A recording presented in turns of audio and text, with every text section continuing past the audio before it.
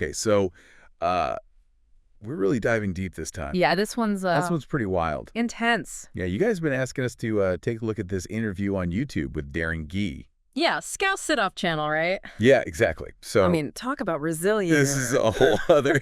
This is next level. So for people who haven't had a chance to watch it yet, Guy's basically talking about, like, right out of the gate, after getting out of prison, he's targeted multiple times. And what gets me is just how matter-of-fact he is about it, you know? Like, it's just another Tuesday for this guy, which is wild when you think about what he's describing. Yeah, I mean, just moving around the corner wasn't enough, so whatever this conflict was, it ran deep. Deep and wide. I mean, that tells you just how entrenched these rivalries were. Relocation wasn't an option for this guy. And then there's the petrol bomb attack. I mean, Oh, God. can you imagine? Just trying to exist in your own home. You're just trying to live your life and someone's lobbing a firebomb at your apartment. Talk about terrifying. It's the stuff of nightmares. But here's where it gets really fascinating, how G reacts. Right, because most people would be understandably Oh, yeah. terrified, Lovely. frozen even. But gee, he goes strategic, Right. and he uses what he has on hand, a 7.5 kilogram dumbbell. A dumbbell. A dumbbell to defend himself. You know, I never would have thought of that in a million years. Speaks to a different level of awareness and preparedness, though, doesn't it? Absolutely. And then he shouts, "Here comes the bus." So what? Pure genius. Genius. Talk about thinking on your feet. That's some next level distraction right there. So is that instinct or is that calculated thinking in the heat of the moment? Probably a bit of both, right? But at the core of it, I think G understands something vital, the power of psychology in a conflict. Right. He knows that a well-timed bluff, a moment of doubt and confusion, can be just as effective as any weapon. It's like he's playing 3D chess and everyone else is stuck on checkers. Exactly. It's a shame he even had to think this way, but you got to hand it to him. The guy's resourceful. Absolutely. And it's not over yet. He talks about how the harassment and the threats, they followed him even after he moved. Which again reinforces this idea that it wasn't just some surface level beef, right? This was deep rooted. It transcended geography. They were relentless. So what do you do when you're facing that kind of relentless pressure? I mean, it's like nowhere is safe.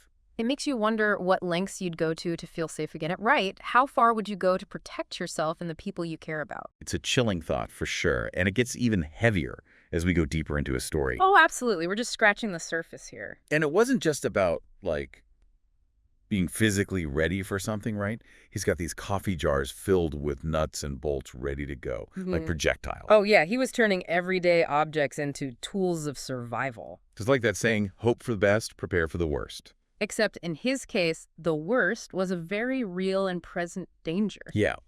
And this is where it gets even more interesting for me. What struck you about the way he talks about the police after the attack? It's huge, right? Because it gives us this whole other layer of the situation. This is someone who's been targeted, threatened, but he's hesitant to go to the authorities. Yeah, it's almost like he doesn't trust that the system will protect him. Right, and he even says it kind of straight up. You know, if it were him caught with petrol bombs and gloves, it'd be a different story. It's like he sees this double standard or this system that he just doesn't fit into. You got it. There's this sense of disillusionment, right? Like the usual ways of seeking justice, they don't apply here. So what do? You're stuck. Yeah. It's like he feels forced to become his own defense system. Totally. And that is a heavy weight to carry, constantly assessing risks, making impossible choices. And living with those consequences. Yeah, but even with all his awareness, all his preparation, there's a limit. He ends up leaving Liverpool for Birmingham, left to fight another day, he calls it. That's a powerful statement. It really is. It speaks to the toll all this takes on a person. You know, even someone as prepared as G reaches a breaking point. So sometimes the best move is to just disengage. Exactly. It's not about giving up. It's about choosing yourself. Choosing to live to fight another day. It's recognizing that staying in that environment would just crush you in the end. And it wasn't a choice he took lightly either. He talks about the people he had to leave behind, what it might mean for them if he stayed. It adds another layer to this whole thing, doesn't it? He's not just thinking about himself. He's thinking about everyone around him. It's the weight of those choices, you know? Heavy stuff. Yeah, it makes you wonder, like, how much weight can one person carry before they break? You know? It's a powerful thought, right?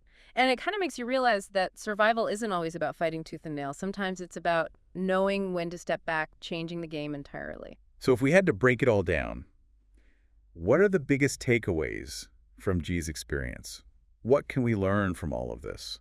That's the million-dollar question, isn't it? Right. For me, it's got to be that heightened awareness Guy's cultivated. Like, he was always a step ahead, always assessing risks, Yeah. adapting to whatever came his way. Constantly scanning the environment for threats. Exactly. Situational awareness, being present, observant, trusting your gut, you know? It's more than just knowing where you are. It's about understanding the potential dangers and being ready to react. And not just react, but react effectively. Yeah. And let's not forget the resourcefulness here. Oh, yeah. Who knew a dumbbell and a well-timed shout could be so effective? Right. Talk about thinking outside the box. It shows that we can use whatever's around us to our advantage. We don't need fancy gadgets or weapons, just a bit of creativity and quick thinking. And the mental aspect of it all. Yeah. He's facing some seriously intense situations, but he never seems to lose his cool. That mental fortitude is incredible. That's a huge takeaway for sure. That mental resilience, the ability to manage fear, to make clear-headed decisions when everything's going crazy, is just as important as any physical skill. So it's about tapping into that inner strength. Yeah. Finding that reserve of courage we all have inside. Exactly. And not letting fear paralyze you. So if you had to leave our listeners with one piece of advice, based on everything we've learned from Guy's story, what would it be? Stay curious, stay aware, and never underestimate your ability to adapt, to overcome. You might just surprise yourself with what you're capable of when you need to be. That's a powerful message. It's a good reminder that life can throw some serious curveballs our way, but it's how we react, how we adapt, that really defines us. And sometimes the most courageous and strategic move is knowing when to walk away. Live to fight another day. That in itself is a victory. Wow. This deep dive has been intense, to say the least. Definitely intense. But incredibly insightful. Absolutely. Lots to think about, that's for sure. Thanks for joining me on this one. Until next time.